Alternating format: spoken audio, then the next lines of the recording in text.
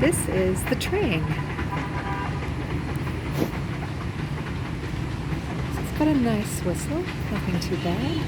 It's going slow.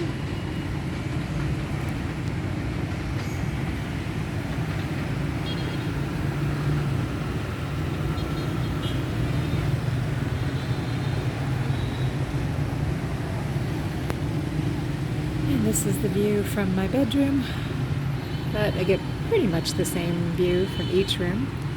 That's the road in between the two lakes, the small lake and the big lake, that my friend JJ called a highway, and I can totally see why she calls it that.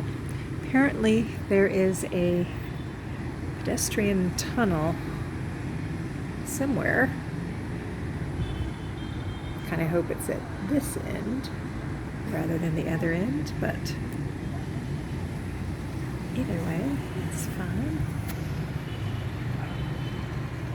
And yes, this lake definitely has improved. There are no nasty smells. I mean, there is some garbage on the streets, but you know, that's going to be everywhere. It's a very narrow street, so people go both directions.